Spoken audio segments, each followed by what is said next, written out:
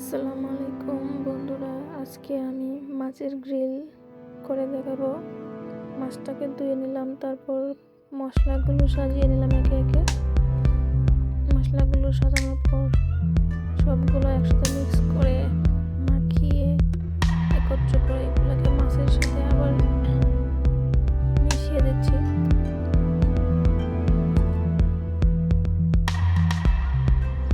মাছের চামড়াটাও অনেক শক্ত, সামুদ্রিক মাছ। এটা ওই দুবাইয়ের সাগরের মাছ। মাছটার নাম কি সেটা আমি জানি, কিন্তু মাছের গ্রিল খেতে আমার খুবই ভালো লাগে। তো আজকে মাছটা আমরা করবো ওভেনে, এর জন্য মশলাগুলো ভালোভাবে মাখিয়ে নিতেছি।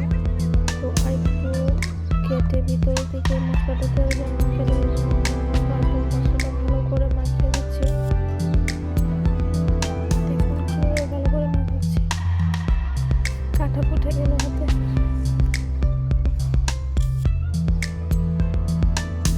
মাছের এত বড় কাঁটা রাখে সামুদ্রিক মাছের,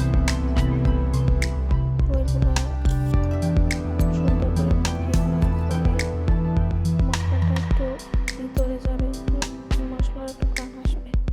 তো মাখিয়ে আমি রেখে দেবো প্রায় 20 মিনিটের মতো। তারপর আমি লেবু নিলাম, লেবুগুলো কেটে নিলাম চাক চাক করে। এইগুলো কেটে আমি মাছের ভিতরে দিয়ে দেবো, তার জন্য কেটে নিলাম। টমেটো কাটলাম 2টা।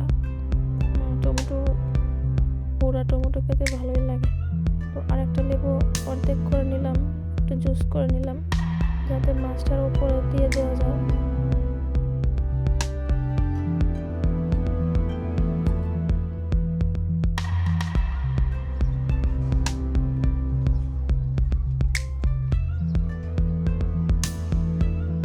যে মাছটার উপর লেবুর রসটা দিয়ে দিলাম, তারপর টমেটো, লেবু এগুলো একত্র ভিতরে দিয়ে দিলাম একটু, যাতে এগুলো সিদ্ধ হয়, মাছটাও একটু নরম থাকবে। ফয়েল পেপার নিলাম, ফয়েল পেপার এটা নিয়ে বিছিয়ে তারপর এগুলোকে সুন্দর করে গুছিয়ে নিলাম। মাছটাও দিয়ে দিলাম,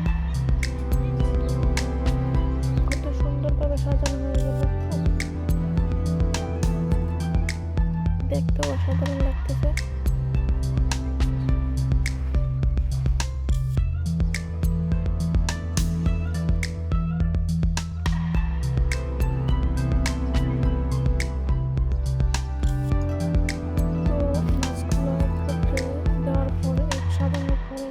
ফয়েল পেপার দিয়ে মুড়িয়ে সুন্দর করে গুছিয়ে তারপরে ওভেনে দিয়ে দিব।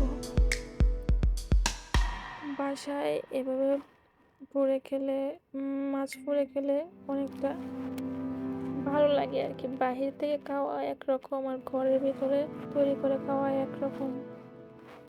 হোমমেডটাই অনেক সুস্বাদু হয়।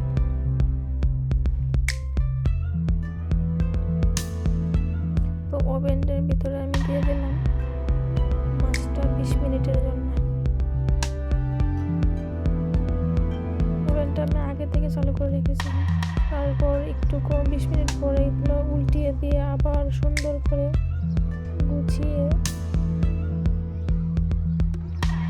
গরম আবার দিয়ে দিলাম ওভেনের ভেতর আরো 10 মিনিটের জন্য। তারপর দেখুন পরিবেশন কি দেখা যাচ্ছে, অনেক অনেক সফট হয়েছে, তাই না?